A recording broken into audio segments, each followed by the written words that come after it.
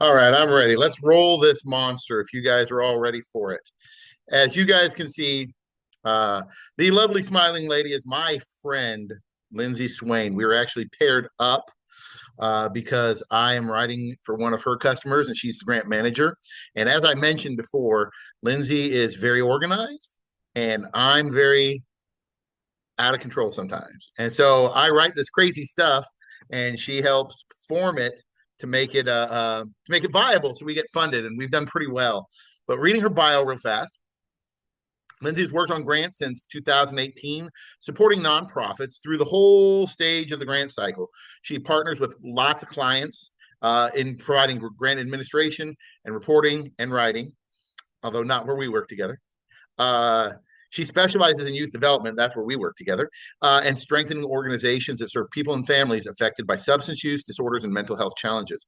She approaches strategic thinking, hands-on support, and mission-driven organizations to help secure and critical funding. And I just wanted to throw this out for everybody real fast.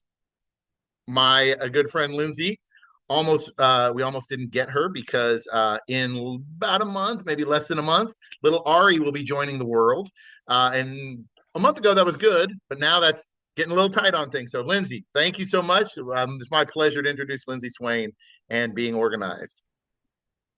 Good morning, good afternoon. Thanks, Brian, for the introduction. Um, yeah, if that wasn't clear, I'm 8 months pregnant, so a new baby will be joining the world soon. Um, Thank you for joining me this morning, afternoon, wherever you're joining from. I'm in Southern California, so it's just past 10 o'clock in the morning here. I will be presenting. You got the grant. Now what? I'm going to go ahead and share my screen.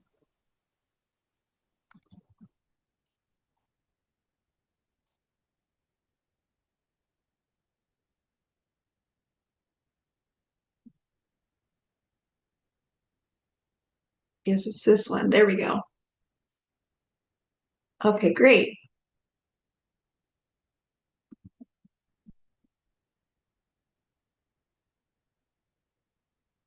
All right. So again, my name is Lindsay Swain.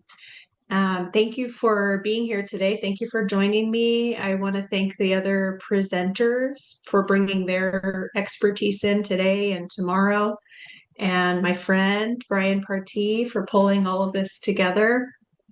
I'm typically behind the computer, no cameras, so it's not typical of me to be presenting information outwardly to other people, but I'm happy for this challenge, for this opportunity. Um, I've been, like Brian said, I've been working in the grant field for about 7 years. I started out with youth serving organizations and I've expanded my client base to include organizations that serve individuals and families impacted by substance use disorders and mental health challenges. My clients are in California and in Washington currently. Um, During the last 7 years, I've worn two hats: the grant writing or helping organizations win funding, and the grant administration, which is where the long term detailed work begins after that award comes in.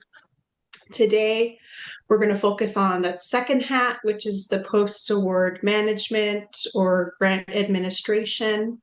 Winning that grant is exciting, but it's just the first step. The bigger challenge is making sure the funds are managed responsibly, compliantly, and in a way that demonstrates impact.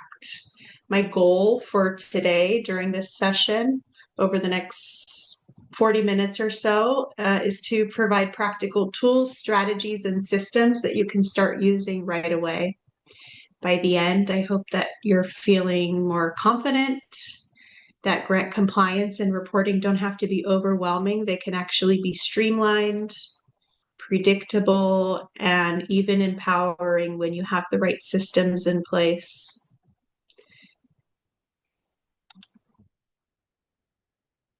This is a template of the grant pipeline that I've been working on over the last few years. Every 6 months or so, it looks a little different. I make changes that fit the client that I'm serving or the organization that I'm working with. A copy of this should show up in your digital swag bag. I just want to make sure you get a copy of that. This particular pipeline includes the full grant cycle from prospecting grants to submitting letters of inquiry, applying, the notification, whether it was awarded or denied, and the post-award reporting requirements. This is meant to be modified by your team to meet the needs of your organization. So just to quickly go through the columns, you're looking at the funder in column A. Column B is the stage. You may include reports in this pipeline. You may just include the stage of where you're at in the application process. The full template that you'll receive has all the way at the bottom, there's just a prospecting section. And so just kind of building out like, hey, this funder might work for our organization and how to follow up and what steps to take next. Column C is the hard deadline. I always add the time in there if there's a time to make sure that we're on track. And then dates submitted. How much was requested from that funder, if it's applicable in that line item, what program you're applying for, whether it's general operating or a specific program for your organization. Column G is the expected notification. Oftentimes it's listed and you have some general idea of when you should hear back. And then an actual notification date. So you can see there's row 5 has been funded. The notification was received May 22nd. And then column I is the award amount, whether it's $0 because it was declined or some other amount. Column J is a constant working column. Maybe it will say something like, in May, we sent an email and asked for an update, or in September, reach out to the funder and start conversations, whatever works for your team internally. I think I've added a column for one of my clients that shows who's responsible for making sure that this is completed, who on your team is responsible. And then the link, typically, I use it as the like where to find information about the grant, or some folks might use it for, this is the link to their grant portal. And so you can include the link to the grant portal and then maybe put a passwords column, whatever works for your team. But you can see we've got awarded in row 5. There was a denied opportunity in row 7. And so just filling in the pipeline, constantly working your way down. Once something has been awarded or denied, you can even pop it in, have a whole 2 years worth of lines. So you can pop it in for the next year. When do you expect to apply again next year? All right. Yeah, there's a lot going on here, and it's totally customizable to your organization. So make it work for you, or build something totally new that works best for you and your team. We're going to jump into the key principles of post-award grant management. First, understanding the grant agreement. So you get the grant, you get the agreement or the contract. Every grant will come with some type of agreement. Maybe it's just an email notification. Maybe it's an official document that's signed by your organization. And you can think of this document as the rule book for your grant. So it defines what you and your team are responsible for. It will include the scope of work or what you promised you would do, the compliance requirements, and the reporting obligations. It can be easy to slip as an organization if we're skimming the agreement, highlighting the due dates, and then filing it away. But missing even one condition can create a huge problem later. So my recommendation is to hold a startup meeting just to walk through the agreement as a team, highlighting the deadlines, the spending restrictions, and the deliverables. Maybe the funder wants to be recognized on social media. Maybe they don't want to be recognized on social media. So highlighting that for your team, for your marketing team. And so you're setting everyone on the same page from the start. Let's see, the second bullet point, building a grant management system. So this might include the pipeline or something similar to the pipeline that we looked on the last screen. Even experienced organizations fall apart without a system. And so I recommend building your grant management toolkit, which might include a shared calendar with due dates or a pipeline that everyone has access to. Shared folders for all of your documents, everything from this is the letter of inquiry we submitted, this is the application, this is the notification, this is the agreement, and then templates for reporting and correspondence. Sometimes the funder might include this is the template for how we want your report to look, or maybe it's in their grant portal, so you can go ahead and print out a copy of what you'll be expected to report on. But the key is consistency. So build a system that works. Finding the system that works might take a little bit of time, but find the system, then be consistent, and with that you can reduce stress, avoid missed deadlines, and then move forward, getting any news that might come oriented more quickly. Let's see, the last bullet point, roles and responsibilities. So we're talking about having a startup meeting with the agreement. So it's important to decide who is doing what, who is tracking the spending, who is gathering the data, who is drafting the reports, who's ensuring that the reports are submitted, who's the primary contact between your organization and the funder.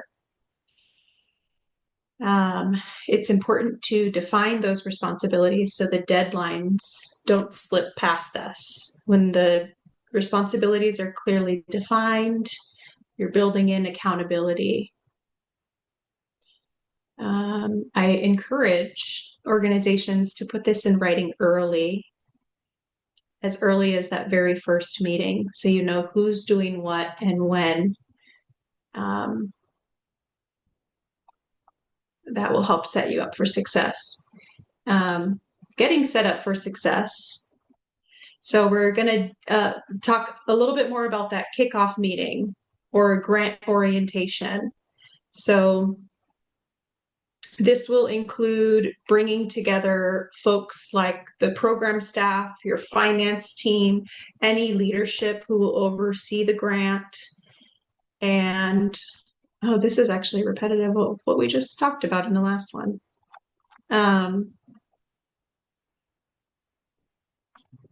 Okay, some of it is similar, but the kickoff meeting and the grant orientation is very important. So we're gonna look at who is approving the spending, who's gathering the program data, who's responsible for reporting to the funder.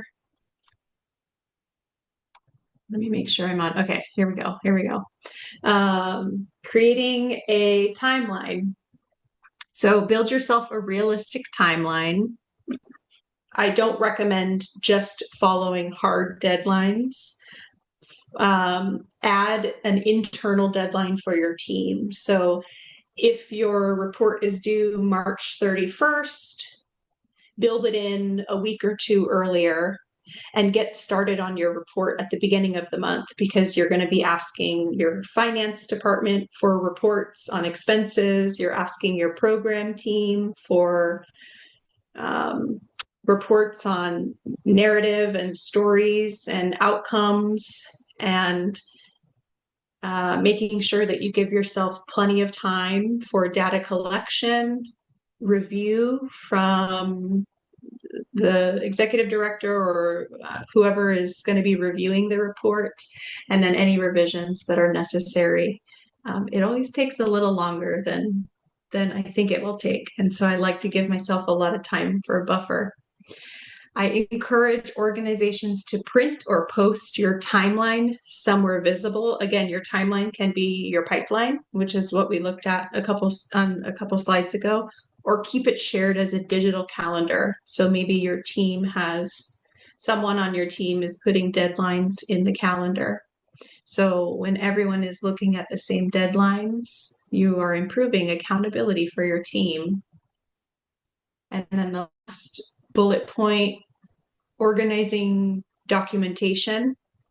I mentioned this a little bit earlier, setting up your grant filing system. So pre-COVID for me, it was paper files in the office. Now here we are, most everything is digital at this point. So creating a digital system that's consistent across all of your grants, some type of cloud database that is secure for your team. It might be SharePoint, it might be Google, whatever works for your team, but getting your folders set up.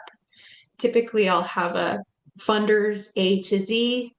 You go in there and you have a file for each of your funders. Within each of those funders, it might be the calendar year or your fiscal year. Within the fiscal year is where you have all of the documents related to that grant cycle, with standard filing names. So funder name,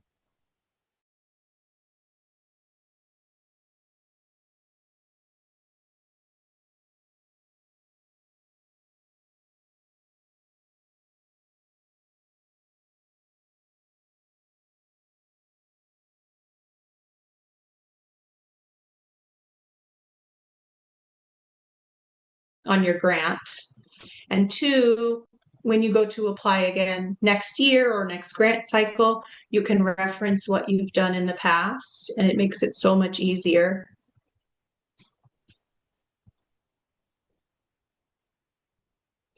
Let's see.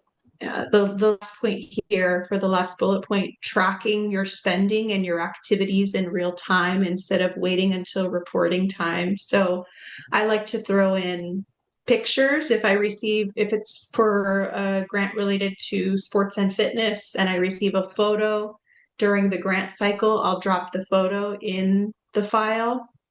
So I have a photo, maybe a Word document with some narrative about an event that was held during the grant period, or a story from a participant of the program. So I'm able to access everything right there when time comes to do the reporting. Good documentation today is what saves you from panicking later on in the last couple weeks before those reports are due.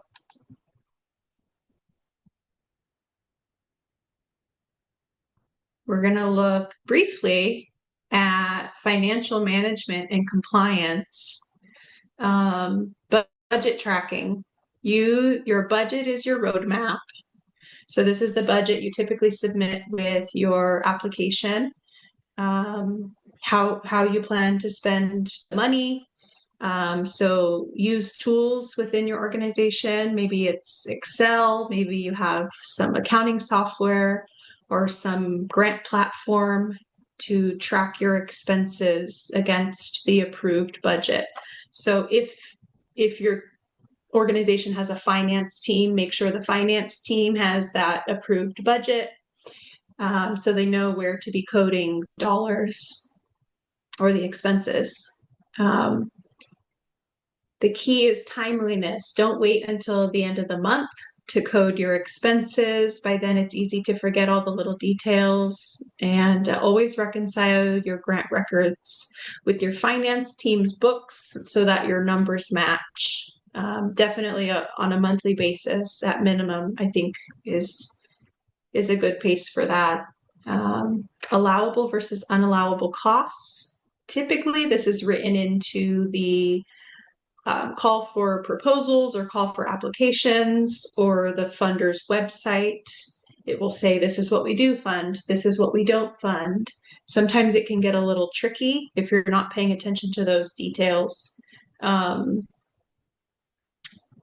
unallowable costs, it will include alcohol, lobbying, or anything that occurs outside of the grant period. So ensuring that where you want to spend the money is allowable before you even apply, and then making sure that it sticks to that post award. Sometimes even shifting funds between categories can be a violation. So always just go straight to the funder.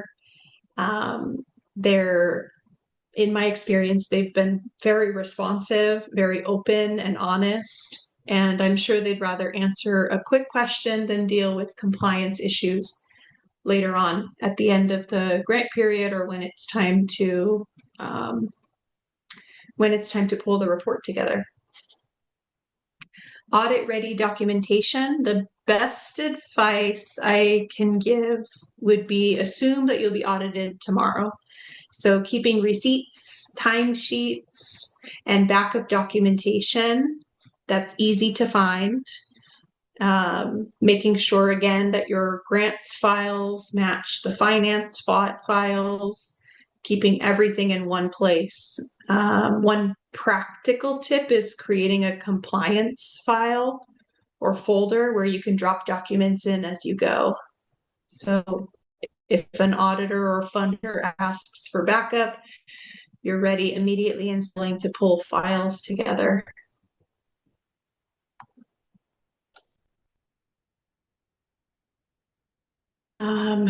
Reporting and evaluation. Let's see. Okay, preparing your reports. This is like my bread and butter is the reporting and evaluation portion. Reports are not just a hoop to jump through, but they're a chance to prove your value. So when writing reports, make sure that you've aligned the program with what the funder asked for. So go back to your grant agreement, go back to your grant application, and align your final report with your original plan. So clearly state, this is what we intended to do, and this is what we actually did. Use data to demonstrate your outcomes. So this is pre-award, but making sure that when you're listing your objectives in your application that you know exactly how you're going to measure it. And so when the time comes to do your final report, you're demonstrating your outcomes. You're referencing the objectives from the application, and then you're stating your outcomes.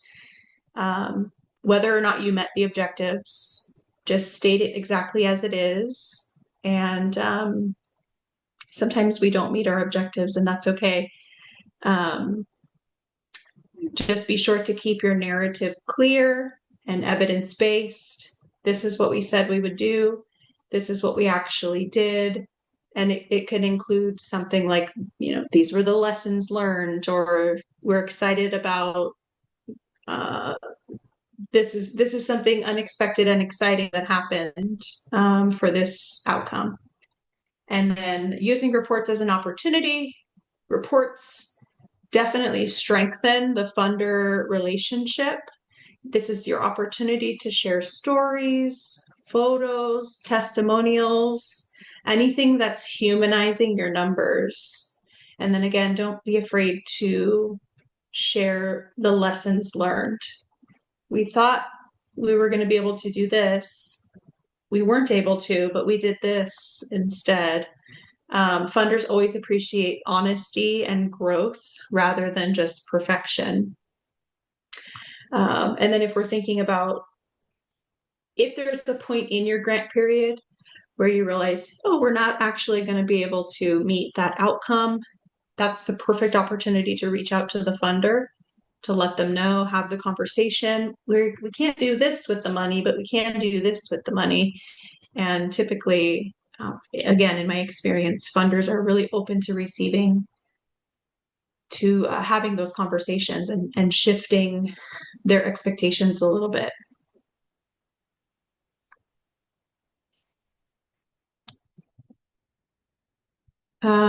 Okay, I'm moving pretty quick through this now looking at the time.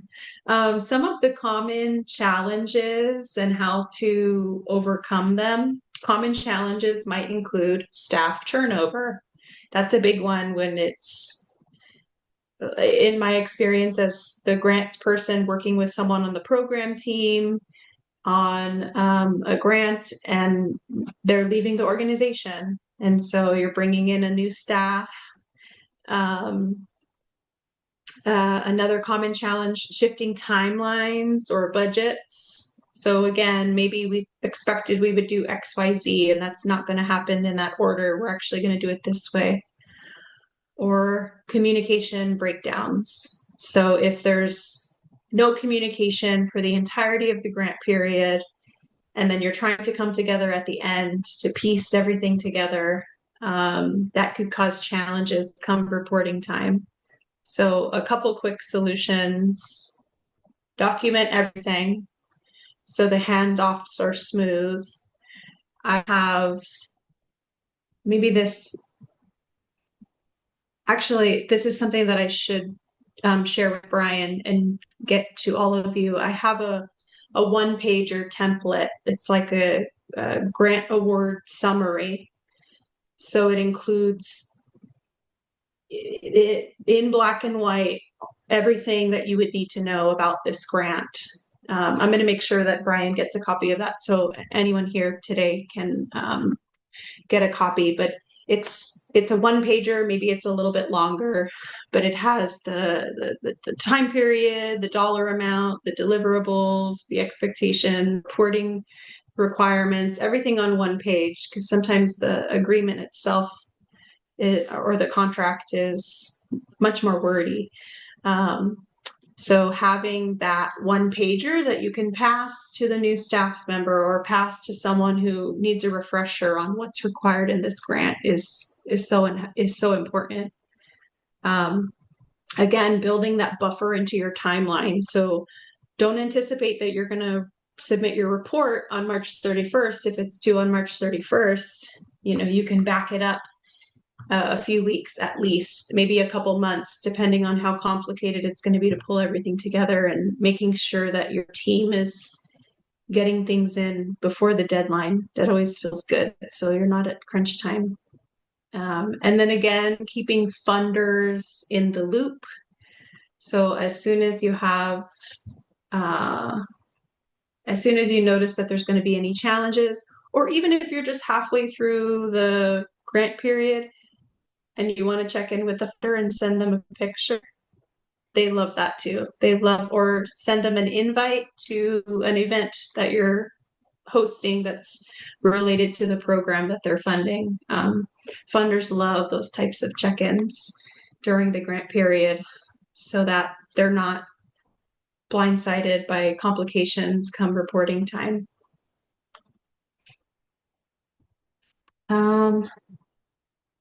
This is my last slide. I realize we're at 10:30. I want to open it up if there's any questions. Again, there's two things that I would like for you to receive in your virtual goodie bag. The one, grant pipeline. Two is the award summary.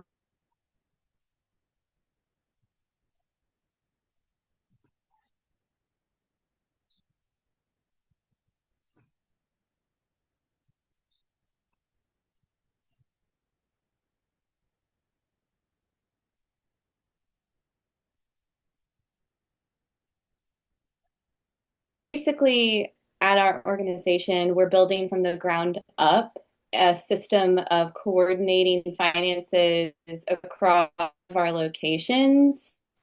And just as I'm building them and trying to split the grants appropriately and keep in touch with all the directors and purchases, it's definitely been a task to build it. So, would you have advice for building a system across multiple locations? I know it's a lot to chew right there, but any advice I'm very open to as I'm working hard on this. Yes, that's a big task, and you're Right. talking about specifically the finance side of Yeah, right things. now, especially when it comes reporting time, and well, obviously I'm trying to gather this stuff well before reporting time, but keeping everyone coordinated and basically in line with the LOA and the purchases and budget. That's a big question. And it is, and it will be complicated. Um, do you have a dedicated finance team, finance person? We have one finance person who's working with me on this. Okay. Um, yeah, I mean, maybe we can Any connect. advice you have? Well, Yeah, let me think about that one. That's a good question. Like the startup of the finance structure is not where my expertise lies in. I'm hoping you gotcha. can lean on your finance person and their experience and expertise. I'm hoping you can find a software that works to ensure that your files are being kept, or documents and records are being kept. Do you have a system in place, like a software or Yes, something? we do. We're building off of that and creating forms for the directors to fill out in order to approve their expenses as well and things like that.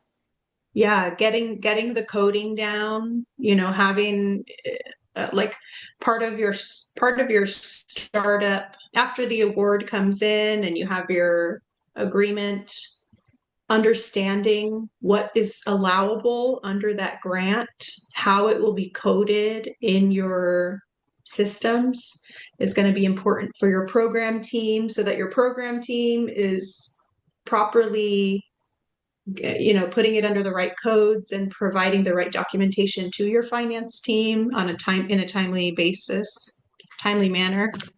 Some of it's trial and error, unfortunately. So, and 10 locations, that's a Yeah, lot. you're telling me. Yeah. Yeah, no, that's good though. Thank you. I appreciate the allowable versus unallowable coding as well. Thank you. Yeah, getting everyone on the same page from the start.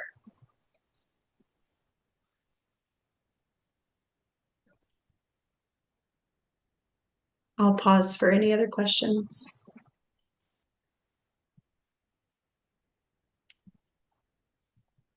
Well, we still have, excuse me, something in my throat.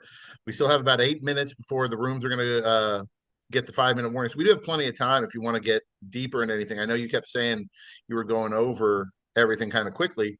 Still have a little bit of time. So if you wanted to re-hit something, even minus questions, but I will tell everybody this is doing what Lindsay does for where we work together is not glamorous and not sexy and not fun and all those things. It's the boring part of the job. But if you do it halfway, you're going to get punished in the end. You'll be less likely to get foundational monies. I mean, I know that she and I had a situation where did you do the report or did I do the report or did you do the report? And we were, we got it in at the last minute, but we would have been ineligible for grants in the, going that way. So it's really important okay, so let me take a step back. I sat in Dr. Browning's session, the first one, and one of the things that she said was you're not just a grant writer because grant writers sometimes get treated like you're not important. And you could write the best grant in the world, but if you don't have those things in place, like Lindsay is talking about tracking and stuff like that, if you don't know the requirements that I mean, for any of you out there gone after these big monster federal grants, because I know I have, and I've gotten some. When I was working at my club, I got some. And I didn't have the system in place and this is before Boys and Girls Clubs had all these tracking systems. Everything was manual. How many 5-year-olds? How many male 5-year-olds? How many female 5-year-olds? How many male Black 5-year-olds? How many male white 5-year-olds? How many male Latino 5-year-olds? How many male Asian 5-year-olds? Now the girls, now the 6-year-olds, now the 7-year-olds. I had to hire a person just to do the reporting. I'm like, ooh, we got $1 million, which we did. And then all of a sudden I'm going, and immediately 50,000 of that is going to somebody who's just going to be doing the numbers. So getting all this organized the way Lindsay's telling you to is pretty essential, because you can go get a one-off kind of thing, and hooray for you if you get that, but you're not getting it too off. So that's kind of the importance of that's when we first started doing this grant. I said, oh my gosh, because I can't tell you how many times Lindsay saved me, because I write crazy stuff and she'll read my stuff and she'll go, yeah, if you say it that way, that's going to get you arrested. I said, okay, but better change that. That's not a good way to do it. So she's the buffer. And again, doing this stuff, is it fun? No. I think personally, I think writing's a lot more fun than going 12 kids, 13 kids, 14 kids. But if you don't do it, you're going to get smoked. And in the end, if you're trying to bring money to your organization and you don't do it because of some little technicality, who's going to look bad? The grant writer is. Because Lindsay and I talk about that all the time. I'm like, we're going after a grant we're not going to get. This is a crazy grant, but we're going after it. And we're going to look like we're the dummies that don't know how to write it. So it's getting that flow in place to have everything so you're meticulously doing what you're supposed to be doing. And to the credit of my friend Lindsay, she does it phenomenally. She keeps everything in order. Hey, what about that? Did we write these people? And she'll pop up in 5 seconds, go, yeah, back in 2010, we applied for a grant or something like that. We have that. So we can use that as those reference points. So didn't mean to take over. Didn't want to. I just want to get people going and understanding the importance of all this, because without having the second side of it, you're going to prohibit yourself in the future from potentially getting funded. But I'll shut up. I'm going to turn off my microphone even so I shut up. So I can just talk. Yeah, I'm the short-winded one. Brian's the long-winded one. No, but he brings up a great point. Keeping those records, as I stated, within each funder. If you can go back and say, oh, 10 years ago we applied and we were funded and we haven't tried since then, let's try again. Maintaining those records is so important, including everything in your records so that you can reference, these are the attachments that we included when we applied. And so, oh, that was the board list that we included. This was the budget. Just keeping everything in an organized system. Building that system takes time. That's what I did. I supported my first Boys and Girls Club in building their system, their filing system. That takes time, getting everything, the naming conventions, pulling everything together. We were going from hard files to digital files, and so getting copies of everything. That part does take time, but once you find something that works for your team, you just move forward with that same process. And so you can pass that on, if there's changes in your staff, you can pass it on to the next person and they know exactly what to do. Creating an SOP is part of it as well, so that the next person can look at the SOP. They know the naming conventions. They know what to do when it's time to who to go to. Some of the more complicated government grants, we've built out their own SOPs because they might have monthly invoicing or quarterly program reports. So they're more complicated. So where do you go to get the data? Who do you go to on the team? And what do they call it? Evergreen. Instead of naming a person, you name their job title because staff come and go. And so creating that SOP so you know which team or which team member to go to for all the details. Any other questions? I do, yeah, I see some folks from Boys and Girls Clubs. youth serving organizations. I have experience with Boys and Girls Clubs and Big Brothers Big Sisters, and then a couple substance use disorder organizations, one of them here in California.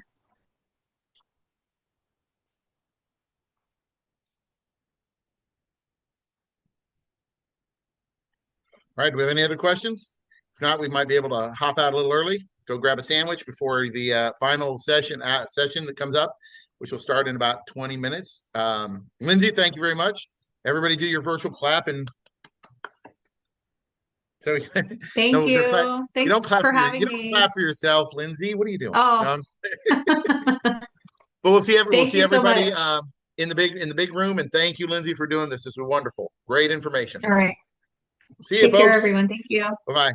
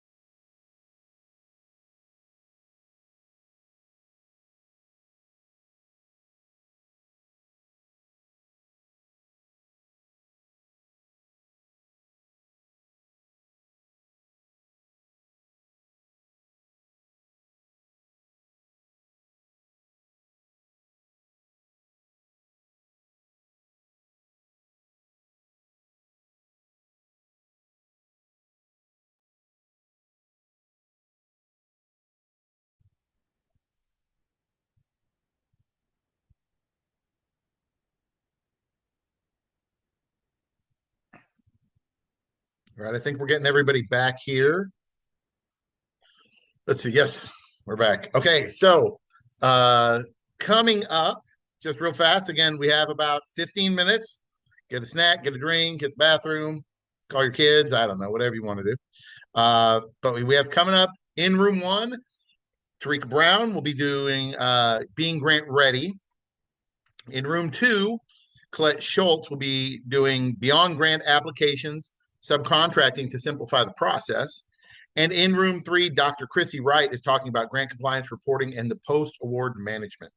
So take a little bit of time, like we've been doing, probably around 8 minutes or so. We'll get going again and hop in your rooms and we'll get it rolling. May the force be with you.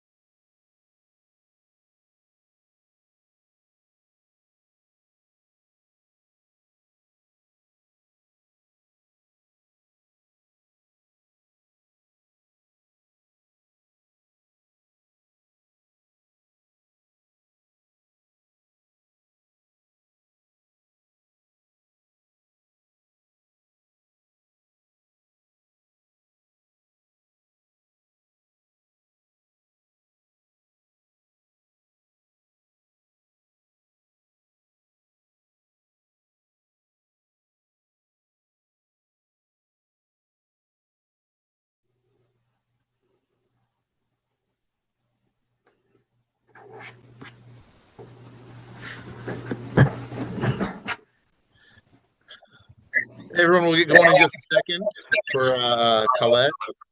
I'm actually going to be introducing her in a moment, but let's give a moment to make sure everybody gets in and roll from there.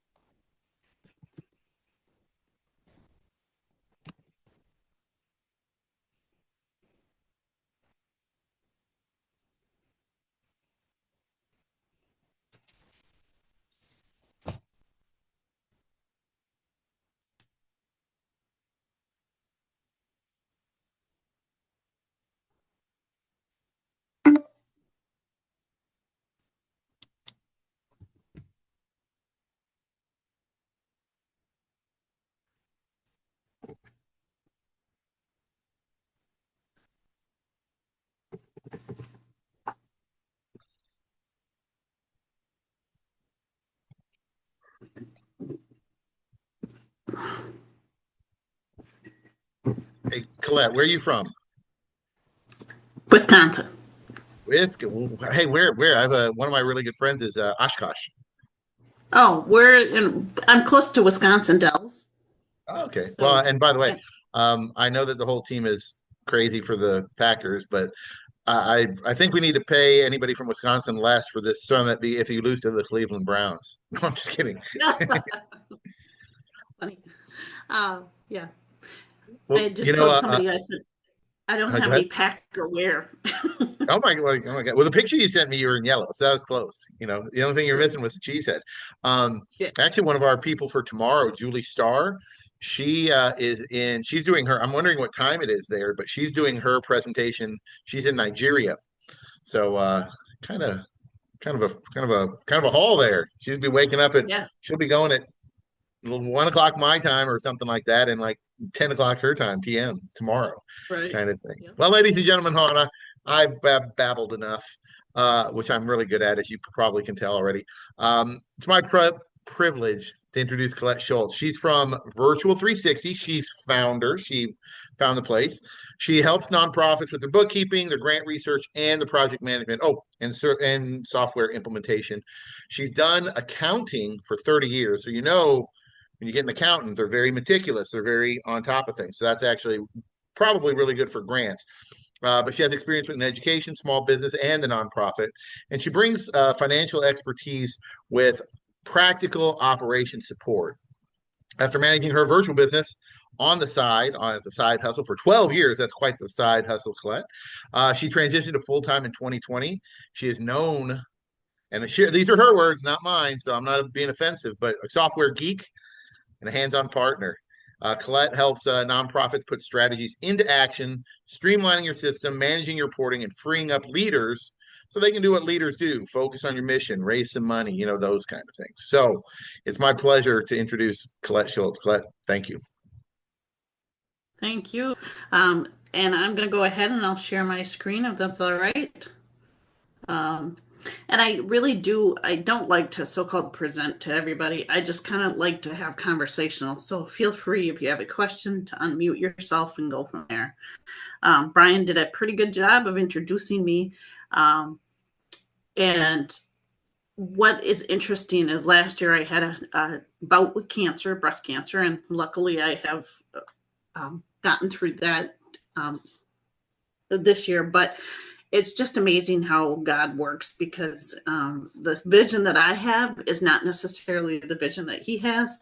Seeds planted, and back in 2020, when I was laid off, I decided I wanted to support nonprofits because I really felt like they are the ones that need subcontracted work, or to provide the subcontract work, because it's often cheaper or less expensive to hire a subcontractor than to have employees. So that's where I shifted my industry client base to nonprofits and fundraising consultants from small business world. And I started my business before everybody else started the virtual businesses. And I did what I knew, which being, and then I've always been kind of a software geek. So I helped implement their software. And it's just been an amazing journey with this. So I greatly appreciate Brian letting me join you and share with you what it means to be beyond the grant application. So the thing is, what I would like to know from you, if you can put it in the chat, just tell me when it comes to when you're ready or think you're ready to apply for grants, what's the first role that you think that you need to hire or to subcontract out? I'm just curious what the group says. So just put it in the chat what you're thinking.